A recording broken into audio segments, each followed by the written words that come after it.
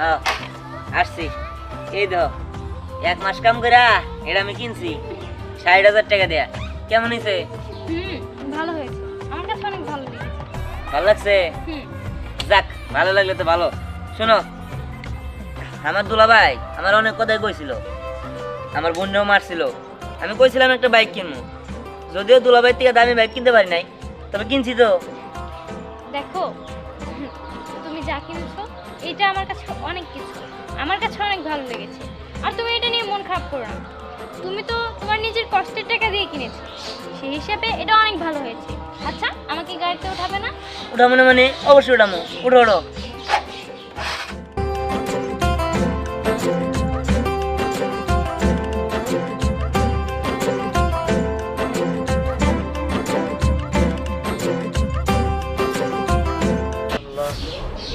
আমি কোন বিপদে ফালাইলা তুমি আমারে? আমি এই কেমনে কি একটা খারাপ সংবাদ শুনলাম, কি হইছে?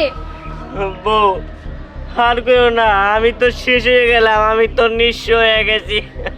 মানে আমার পার্টনার আমার সব টাকা নিয়ে বিদেশ পলায় গেছে, আমি নিঃস্ব। শুনো, এই কথা যদি এখন ব্যাংক শুনতে পারে, তাইলে আমার বাড়ি ঘর বাইক গাড়ি টাড়ি সব কিছু ওরা নিয়ে যাইব। বউ, তুমি একটা কিছু করো, তোমার না বাবার বাড়ি জায়গা সম্পত্তি আছো, ওগুলা বিক্রি করে আমার টাকা দাও। আজকে ব্যাংকে 1 লাখ টাকা একটা কিস্তি দিতে হইব, নাইলে তো ব্যাঙ্গালার আমার সব কিছু নিয়ে যাবো গা। বউ, এরে তুমি কি কইতাছো? আমি যদি আমার বাবার বাড়ির সব জায়গা সম্পত্তি বাড়ি গাড়ি বিক্রি করে দেই, তাহলে আমার আব্বা কই থাকবো? তাও তো ঠিক বলছো, কিন্তু হ্যাঁ আমি কি করি? আমার কাছে একটা টাকাও নাই, সব আমি নিঃস্ব হয়ে গেলাম। বউ, দেখো, তুমি কোনো চিন্তা করো না, একটু শান্ত হও, আল্লাহর উপর ভরসা রাখো, দেখবা সব ঠিক হয়ে যাব। বুঝতে পারছি। আচ্ছা বউ, তুমি তো তোমার বাপের বাড়ি যাও, যাই দেখো কিছু করতে পারো নাকি। আজকে যদি 1 লাখ টাকা কিস্তি না দিতে পারি, তাইলে কিন্তু আমি সব কিছু হারাই ফেলামো। আচ্ছা ঠিক আছে, আমি তাইলে আমার বাবার বাড়ি যাইতাছি, আমার আব্বার সাথে আমি কথা কয়ে দেখি কি করা যায়। আর শুনলাম বিহান নাকি কাজ করে। কি জানি, আমি তো তা জানি না, বিহানের সাথে এখন আমার কোনো যোগাযোগ নাই। আর দিহান নাকি বাইকও কিনছে। কি? হ্যাঁ। তিহান বাইক কিনছে? কই, আমি তো এসব বিষয়ে কিছুই জানি না। আচ্ছা বউ, তুমি তাড়াতাড়ি যাও, তোমার বাবার বাড়ি যাও, যাই দেখো কিছু করতে পারো নাকি। আচ্ছা ঠিক আছে, আমি তাইলে আমার বাবার বাড়ি যাই, যাই দেখি কিছু করতে পারি কিনা। আচ্ছা ঠিক আছে। ঠিক আছে। আল্লাহ, এটা কোন মুসিবতে ফালাইলে আমারে, আমার এখান থেকে উদ্ধার করো আল্লাহ। আরে লাবণ্য আপু, তুমি জানো দিহান তো আর দিহান নেই, দিহান অনেক পরিবর্তন হয়েছে। তোমার ভাইকে এখন দেখলে মনে হয় একটা সিনেমার হিরো যাচ্ছে, কারণ তোমার ভাই এত সুন্দর একটা কাজ করে বাইক কিনেছে, কালো কালার। আমি না কালকে উঠেছিলাম, আমার খুব ভালো লেগেছে, আমি ওর সাথে অনেকক্ষণ ঘুরেছি। তাই নাকি? ও প্রত্যেক দিনই এখন কাজ করে, আগের মতো বেকার নেই, এখন প্রত্যেক দিন কাজ করে এবং কি বিকালবেলা বাইকটা নিয়ে বের হয়। আমি চাইলে মাঝে মাঝে ওর সাথে ঘুরতে যাই। কষ্ট কি করি, আমার ভাই এখন কাজ করে, আমার ভাইয়ের এত পরিবর্তন হয়ে গেছে। যাক, আলহামদুলিল্লাহ, আমি তো তাই চাইছিলাম, আমার ভাই প্রতিষ্ঠিত হোক, নিজের পায়ে নিজে দাঁড়াক, কোনো একটা কাজ কাম করুক। আলহামদুলিল্লাহ। তা তুমি কোথায় যাচ্ছ? আমি একটু আমাকে বাড়িতে যেতেছি। আচ্ছা ঠিক আছে পুরি, তুই তাহলে যা, আমি আসি, একটু দরকার আছে তো। আচ্ছা ঠিক আছে, যাও, ভালো থাকিস। আচ্ছা ভালো থেকো তুমিও। সবই তো শুনলাম। মারে সবই বুঝলাম, কিন্তু তুই তো জানোস আমাদের পরিবারের কি অবস্থা। হাতে টাকা পয়সা নাই, টাকার অভাবে গড়টা সারাইতে পারি না। বিহানের বিয়ার বয়স হয়ে গেছে, ওর বিয়া করার দরকার, বিয়া পর্যন্ত করাইতে পারতেছি না। বিহান কোন রকমে কামাই করতেছে, দেহা সংসারটা চলতেছে। গরু বাছর নিয়ে খুব কষ্টে আছে রে মা। তারপরে অল্প কিছু টাকা হলে চেষ্টা করতাম। 1 লাখ টাকা, 1 লাখ টাকা কতগুলা জানো? ভাবলে জানি কেমন লাগতেছে, তোরে তো ফালাই দিতে পারতাছি না। জামা বাড়িতে বুঝায় কস, আর বন্ধু বান্ধব তো আছে মেলা, যদি কোনো ব্যবস্থা করতে পারে। বাবা, তুমি তো জানোই বিপদের সময় পরিবারের মানুষ ছাড়া কোনো বন্ধু বান্ধবী পাশে থাকে না।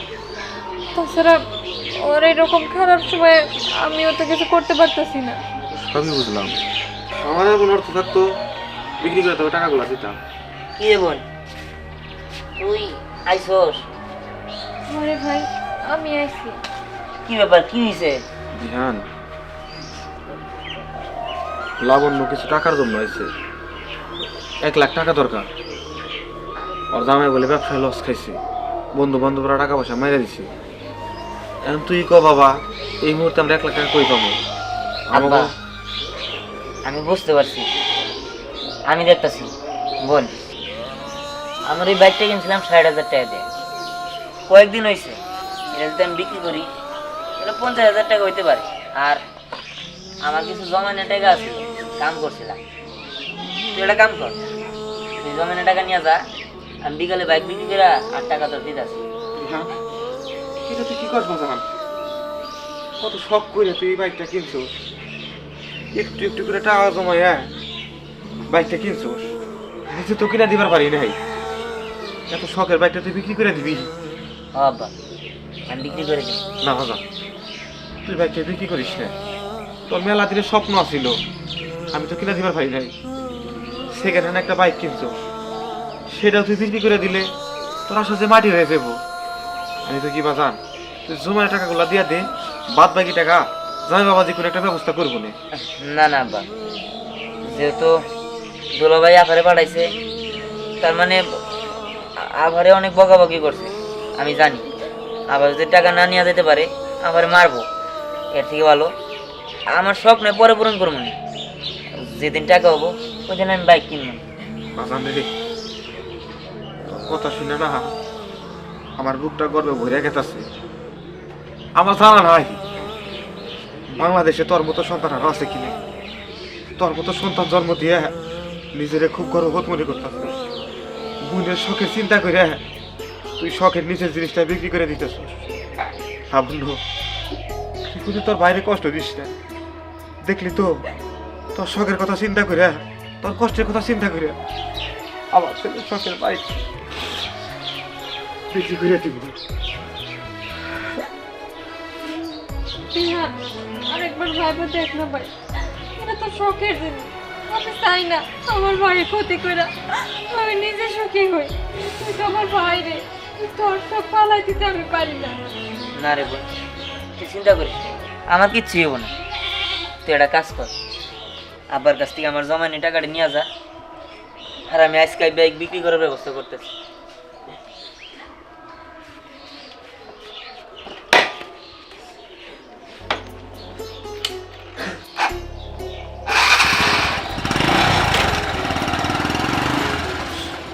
ভাই ওর টাকা জমাইছিল, সামনে বিয়ে সাথে টাকা পয়সার দরকার আছে। আব্বা টাকাটি দিয়ে ঘরটা সারাইও, আর কিছু টাকা হইলে গোছায়া বিয়ের খরচ করো। তোর সব স্বপ্ন মাটি করে দিয়ে তোর কথা চিন্তা কর। ঘরে টাকাটি নিয়ে যা।